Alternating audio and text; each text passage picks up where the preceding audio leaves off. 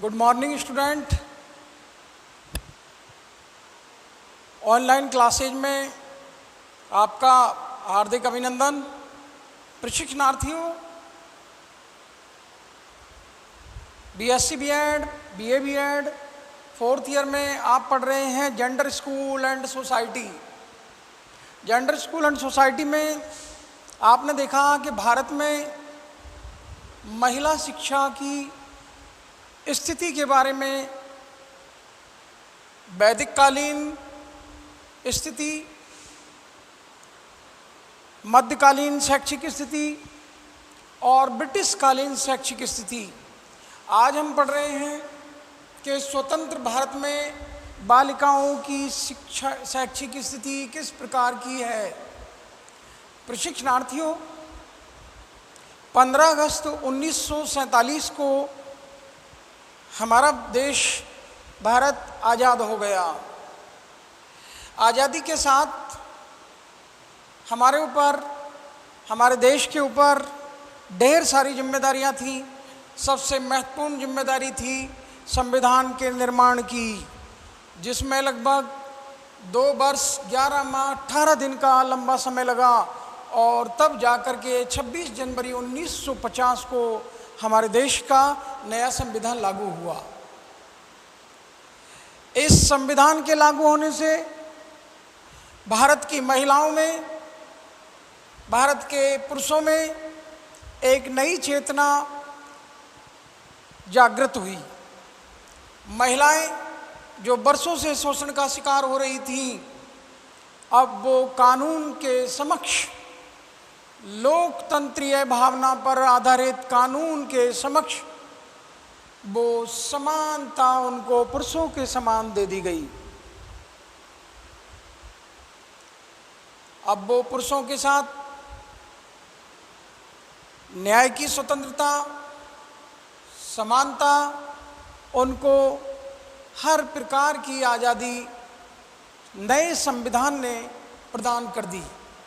उसी का परिणाम ये निकला कि जो महिलाएं लंबे समय से शोषण का शिकार थीं, चाहे वो वेदकालीन शिक्षा व्यवस्था हो या उत्तर वैदिक, पूर्व वैदिक या बौद्धकालीन, मध्यकालीन, दिल्ली सल्तनत, मुगल काल या ब्रिटिश कालीन भारत की शिक्षा व्यवस्था हो, महिलाओं को, बहुसंख्यक महिलाओं को शिक्षा से लंबे समय तक दूर रखा गया। अमीर घरानों की बालिकाएं, राजघरानों की बालिकाएं, उच्च कुल की बालिकाएं, श्रेष्ठ वर्ण की बालिकाएं और व्यावसायिक घरानों की बालिकाएं ही, चाहे प्राचीन भारत की शिक्षा व्यवस्था हो, चाहे मध्यकालीन भारत की शिक्षा व्यवस्था हो, चाहे मुगल ब्रिटिश कालीन भारत की शिक्षा व्यवस्था हो, जो शिक्षा व्यवस्था थी वो सिर्फ अमीरों तक या ऊंचे घरानों की या सवर्ण महिलाओं तक ही सीमित रही। लेकिन जिस दिन देश का संविधान लागू हुआ तो देश में महिलाओं ने आज़ादी के साथ साथ अपनी आज़ादी की भी एक नई सांस ली। उनको अधिकारों का और कर्तव्यों का ज्ञान हो गया इस संवैधानिक प्रक्रिया के अंतर्गत। भारत की आज़ादी के साथ भारत में क्रांतिकारी परिवर्तन हुए, जिनमें महिलाओं की शैक्षिक स्थिति को सुधारने का सबसे बड़ा क्रांतिकारी परिवर्तन हुआ कि महिलाओं की शैक्षिक स्थिति को किस प्रकार से सुधारा जाए। अगर महिलाओं की शैक्षिक स्थिति को सुधारा नहीं गया तो ये शरीर के जो 2 अंग हैं उनमें से एक अंग खराब हो जाएगा। देश को विकास के मार्ग पर लाने के लिए महिलाओं का सुशिक्षित होना बहुत जरूरी था और किसी भी सभ्य समाज के लिए शिक्षा का और उस देश की जनता का जागरूक होना बहुत जरूरी है। प्रशिक्षणार्थियों, मैं आपको आए दिन चर्चाएं करता हूं कि किसी देश के विकास को अगर देखना है, आप चाहते हैं कि देश के विकास को देखा जाए, तो आप उस देश की जनता की ओर देखते हैं, जनता की हालत की ओर देखते हैं, चाहे उसकी सामाजिक स्थिति हो, आर्थिक स्थिति हो, राजनीतिक स्थिति हो। हम इन स्थितियों का अध्ययन करते हैं और उस देश के बारे में ये विचार निर्धारित कर लेते हैं कि वो प्रगतिशील देश है, विकासशील देश है, या विकसित देश है, या पिछड़ा हुआ देश है। जैसा कि प्लेटो ने, अफलातून जिनका नाम है, उन्होंने कहा था किसी देश का निर्माण उस देश की खूबसूरत इमारतों से, चट्टानों से, बाग बगीचों से, झरझर गिरते झरनों से, नदियों से, पर्वतों से नहीं होता। उस देश का निर्माण होता है उस देश के नागरिकों के चरित्र से होता है। तो देश के नागरिकों को चरित्रवान बनाने के लिए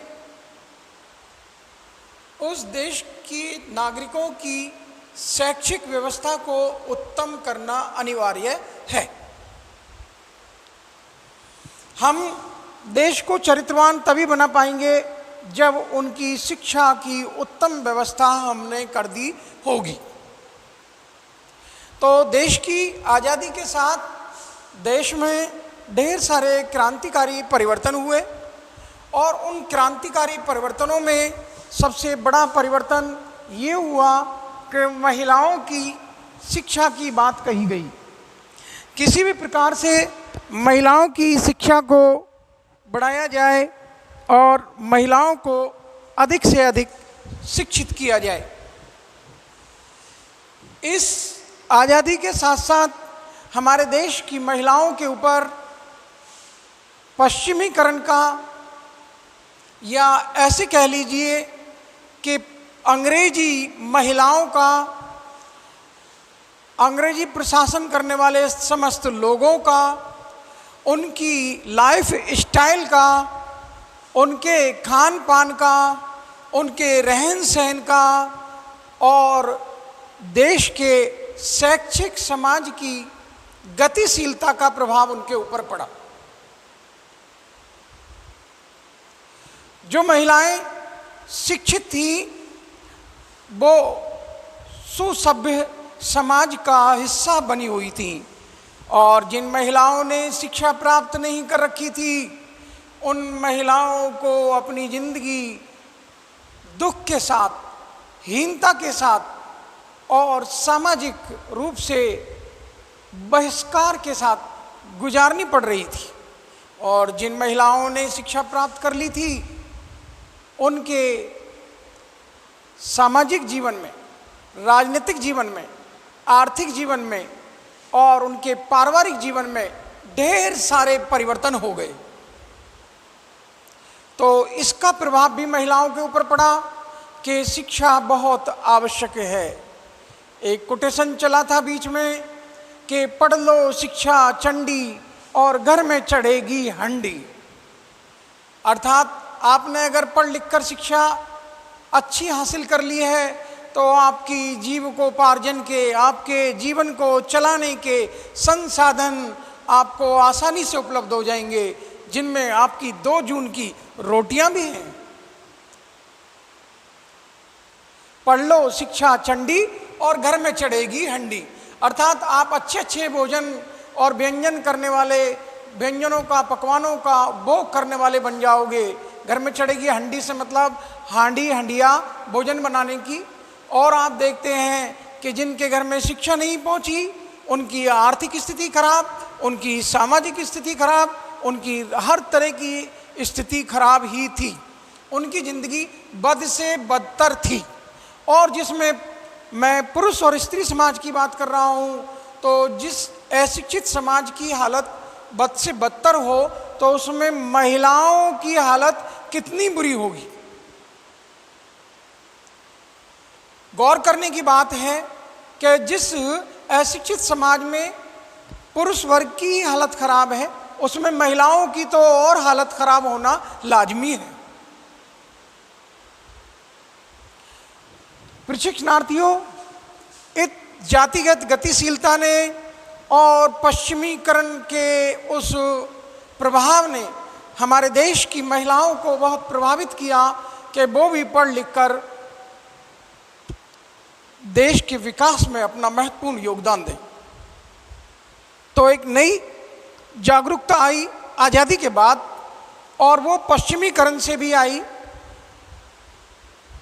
अंग्रेज़ों के लाइफस्टाइल से भी आई, अंग्रेज़ों की जीवन शैली का प्रभाव भी हमारे ऊपर पड़ा, और उसको उनकी उस जीवन शैली से प्रभावित होकर हमारे देश की महिलाओं ने भी पढ़ने की इच्छा जताई, और उसी का नतीजा ये निकला कि हमारे देश की महिलाओं के सामाजिक, राजनीतिक, आर्थिक जीवन में परिवर्तन आ गए। अब वो समाज में समाज के बहिष्कार का हिस्सा नहीं रही। अब समाज उनको हीन नहीं समझता। अब समाज में उनकी भी पकड़ बनने लगी, समाज में उनकी भी पहचान होने लगी, क्योंकि उन्होंने पढ़ लिख कर शिक्षा हासिल करके अपने आप को स्थायित्व प्रदान किया, अपनी एक पहचान बनाई। अब वो बड़ी बड़ी फैक्ट्रियों में, कार्यालयों में कार्य करने लगी पढ़ लिख कर। अब वो राजनीतिक क्षेत्र में भी हिस्सा लेने लगी पढ़ लिख कर। प्रशिक्षणार्थियों, हमारे देश के आज़ादी प्राप्त होते ही महिलाओं की शिक्षा की जो बात कही गई, तो हमारे देश के कानून ने अनुच्छेद 15 और 16 में ये बात स्पष्ट रूप से कर दी गई कि सभी के लिए शैक्षिक अवसरों की समानता प्रदान की जाती है। अर्थात लिंग के आधार पर, जाति के आधार पर, धर्म के आधार पर किसी भी महिला और पुरुष के बीच भेदभाव नहीं किया जाएगा। अवसरों की समानता प्रदान करने के लिए जो शैक्षिक अवसरें हैं उनकी समानता, कानून के समक्ष समानता, न्याय की समानता और आज़ादी की समानता, ये सारे के सारे अधिकार महिला और पुरुष दोनों को देश के संविधान ने समान रूप से प्रदान किए हैं। संविधान के अनुच्छेद 15-16 में स्पष्ट रूप से अवसरों की समानता की बात कही है कि लिंग के आधार पर, जाति के आधार पर, धर्म के आधार पर आप भेदभाव नहीं कर सकते हो। आपको सारे अवसर समान रूप से, चाहे बालक हो चाहे बालिका हो, समान रूप से प्रदान करने होंगे। ये संविधान में लिखा हुआ है। उसके लिए संविधान में जो शैक्षिक अवसरों की समानता की बात कही गई, तो देश के सरकार ने 6 वर्ष से लेकर 14 वर्ष तक के बालक और बालिकाओं के लिए निःशुल्क अनिवार्य शिक्षा का प्रावधान किया। अब देश की शैक्षिक व्यवस्था को बुलंदियां देने के लिए सरकार जागरूक हुई और सरकार ने संविधान का पालन करते हुए 6 वर्ष से लेकर 14 वर्ष तक की आयु के बालक और बालिकाओं को समान रूप से शिक्षा प्रदान करने के लिए अनिवार्य और निःशुल्क शिक्षा के प्रावधान को जनता को समर्पित किया। अर्थात देश का 6 वर्ष से लेकर 14 वर्ष तक की आयु का चाहे लड़का हो या लड़की हो, वो शिक्षा से वंचित नहीं रहना चाहिए। निःशुल्क और अनिवार्य शिक्षा की व्यवस्था की गई।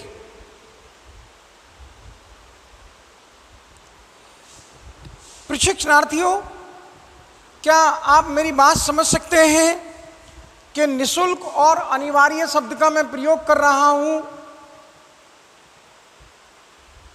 निःशुल्क और अनिवार्य शब्द का प्रयोग मैंने किया है, तो आप समझ सकते हैं कि ये शिक्षा व्यवस्था देश के संविधान ने दी और हमारी सरकार ने इसको क्रियान्वित दी। 6 वर्ष से 14 वर्ष तक के बालक और बालिकाओं को निःशुल्क और अनिवार्य शिक्षा प्रदान की जाएगी। अब तक बालिकाओं को उन रूढ़ियों की वजह से, उन परंपराओं की वजह से, उन कुप्रथाओं की वजह से, जिनमें छुआछूत, पर्दा प्रथा, बाल विवाह, सती प्रथा, कन्यावध, दहेज, ये हमारी बहुत बड़ी समस्याएं थीं। ये हमारे समाज के ऊपर अभिशाप था, अभिशाप है, और मैं समझता हूँ कोई विद्वान इस बीड़े को उठा लेगा तो ये अभिशाप नहीं रहेगा।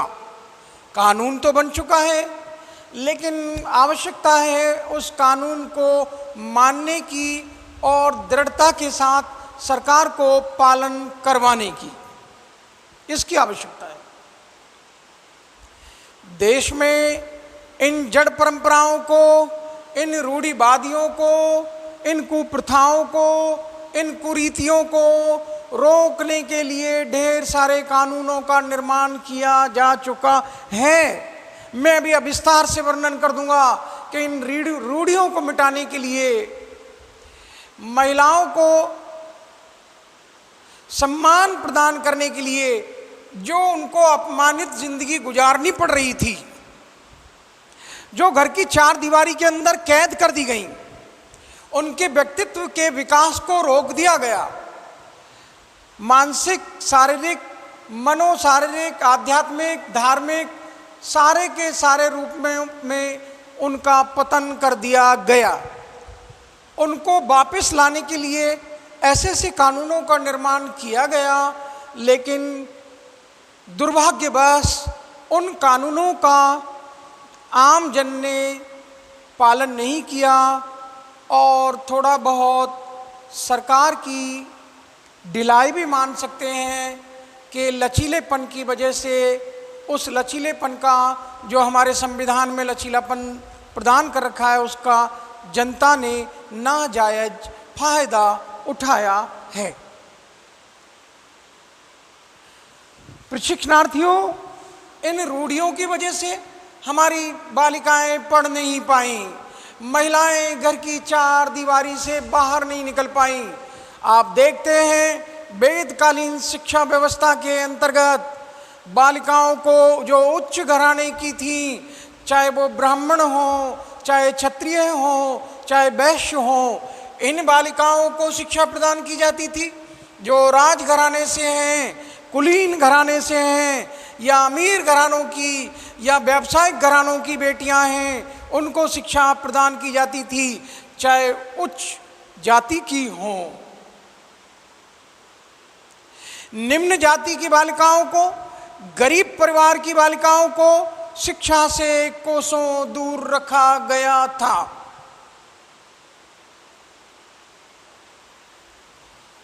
प्रशिक्षणार्थियों, महिलाओं को लंबे समय तक ऐसी मुसीबतों का सामना करना पड़ा। ख़ास तौर से आप मध्यकाल में देखते हैं तो उनके शारीरिक शोषण की एक नई शुरुआत हो गई, इसलिए लोग बाल विवाह करने लगे। अब महिलाएं पढ़ें तो कहाँ से पढ़ें? जब छोटी उम्र में उनका विवाह हो गया तो छोटी उम्र में ही माँ बनने लगी। ऐसी स्थिति में उनका मानसिक, उनका शारीरिक, उनका आर्थिक, उनका आध्यात्मिक कोई विकास नहीं हो पाता था। प्रशिक्षणार्थियों, इस रूढ़िवादिता को आगे लेते हुए चलते हैं कि उस पर्दे की वजह से, बाल विवाह के होने से, सती प्रथा के होने से, विधवाओं के विवाह नहीं होने से, कन्याओं के वध करने से, इन कुप्रथाओं से बालिकाओं को शैक्षिक अवसरों की समानता प्रदान नहीं की जा सकी थी।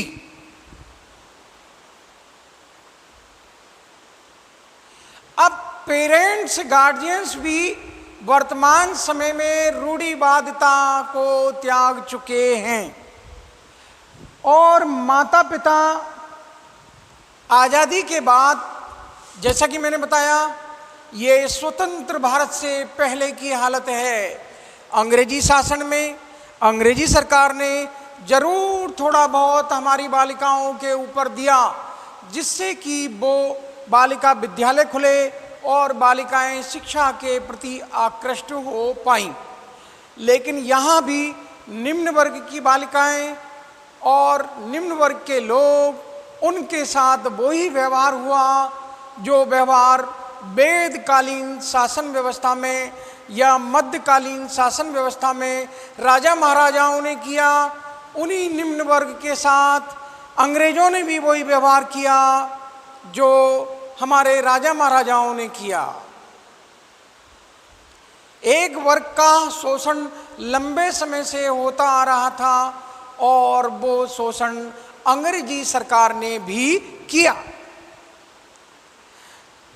प्रशिक्षणार्थियों, जब आज़ादी मिली तो महिलाओं को भी एक नई आज़ादी मिली। अब हमारे देश की महिलाएं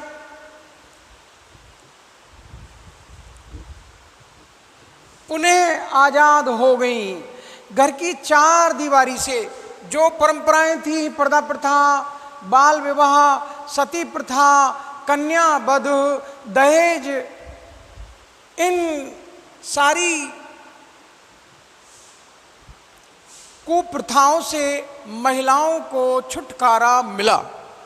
अब वो पुरुष के समान कंधे से कंधा मिलाकर खड़ी हो गईं।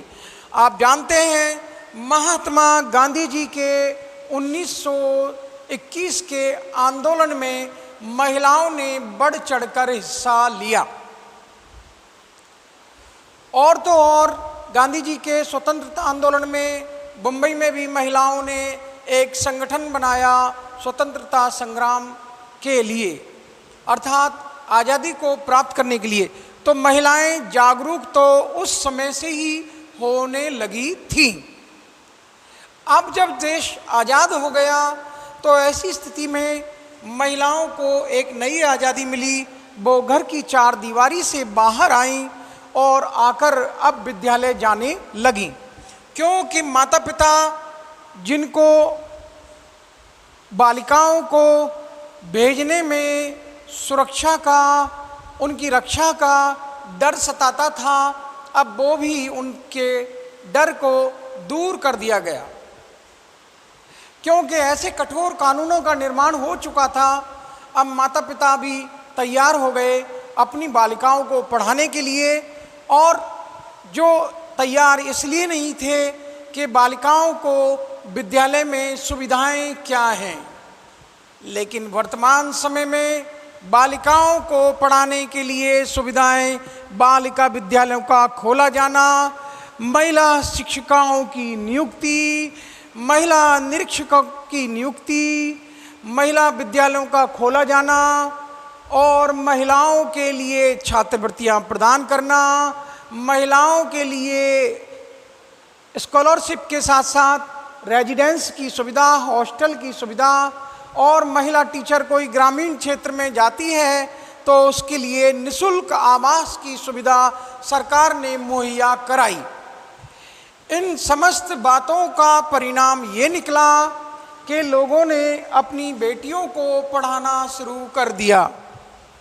अब विद्यालयों में उनकी बेटियां सुरक्षित थीं, क्योंकि अब उनकी बेटियां बालिकाएं विद्यालयों में लड़कों के साथ पढ़ने नहीं जाती, जिससे कि कोई भी अप्रिय घटना घटित हो।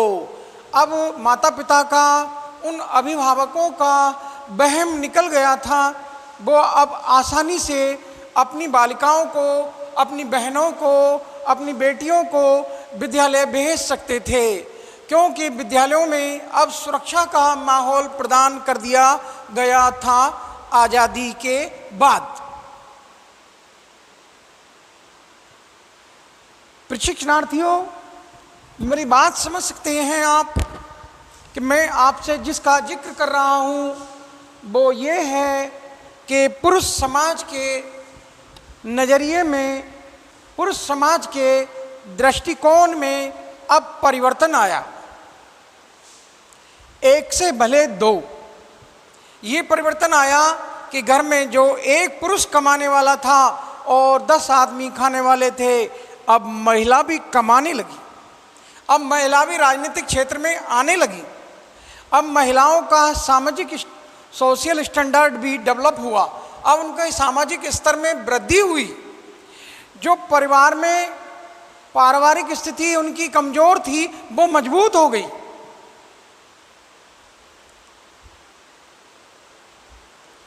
प्रशिक्षणार्थियों, मेरी बात आप समझ सकते हैं कि जब तक पुरुष के नज़रिए को नहीं बदला जाएगा, हम महिलाओं के साथ होने वाले भेदभावों को नहीं रोक सकते।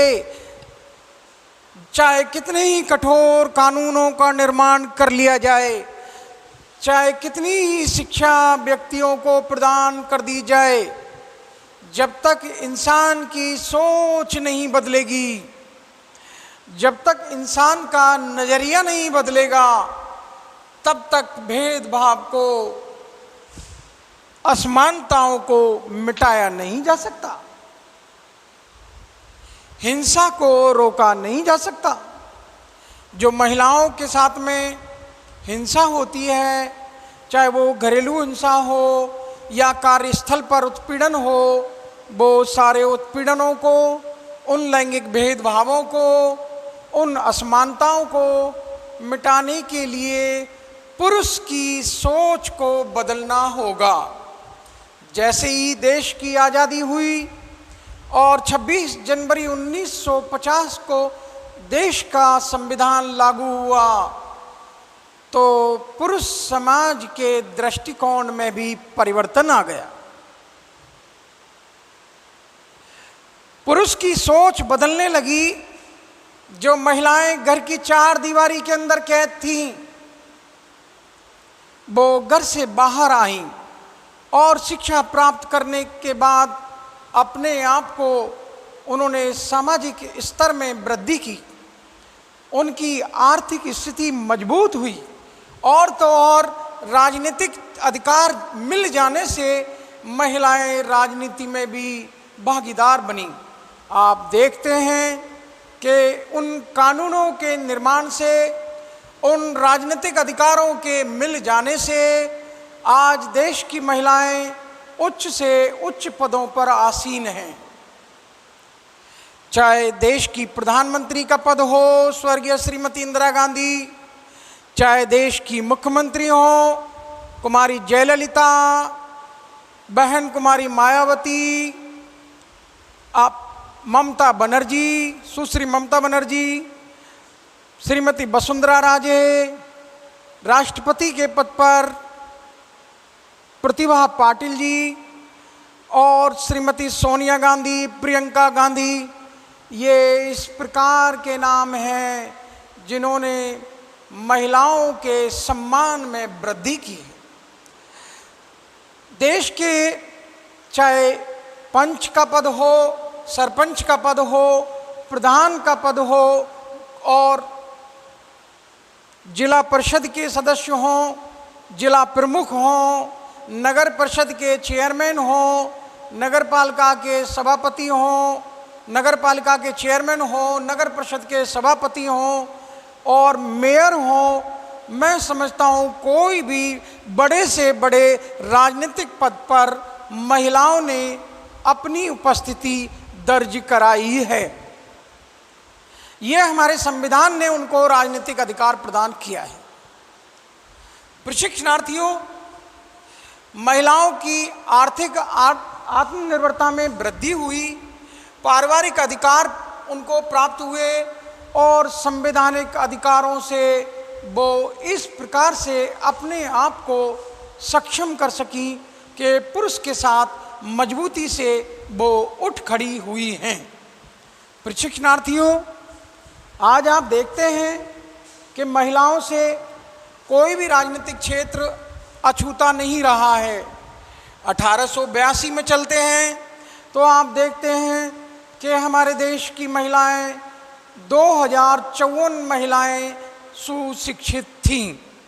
बताइए, जो 1971 तक आते आते 5,54,00,000 वो संख्या हो गई और 2011 में 22,67,00,000 हमारे देश की महिलाओं की, शिक्षित महिलाओं की संख्या हुई। आज आप देखते हैं कि 1951 में 24.9% पुरुष और महिला साक्षरता 7.9% महिलाएं देश में 1951 की जनगणना के अनुसार शिक्षित महिलाएं थी 7.9%, जो बढ़कर 2011 में 64.6% हो गई हैं। महिलाओं की संख्या, लैंगिक अनुपात 1000 पुरुषों पर 940 है, वो बहुत कम है, लेकिन उनका शैक्षिक स्तर ये 1000 पुरुषों पर देख लीजिए, आज देश में बहुत कम है। उनकी शैक्षिक स्थिति को देखा जाए तो वो पुरुष 80.9% 2011 की जनगणना के अनुसार और महिलाएं 64.6%, जो काफ़ी कम है। प्रशिक्षणार्थियों, इस प्रकार से हमारे देश की ये शैक्षिक वृद्धि की ओर, अर्थात स्वतंत्र भारत में बालिकाओं की शैक्षिक स्थिति के बारे में मैं आपको जानकारी दे रहा था। आगे की जानकारी मैं आपको अगले एपिसोड में दूंगा। आपके लिए आपने बड़ी विनम्रता से मेरा पाठ पढ़ा। मैं समझता हूँ बालिका शिक्षा की इस स्थिति को, जो स्वतंत्र भारत की स्थिति है, उसको मैंने आपको समझाया। आपकी समझ में अगर नहीं आता है तो आप बेझिझक होकर कोई भी सवाल कर सकते हैं। Thank you.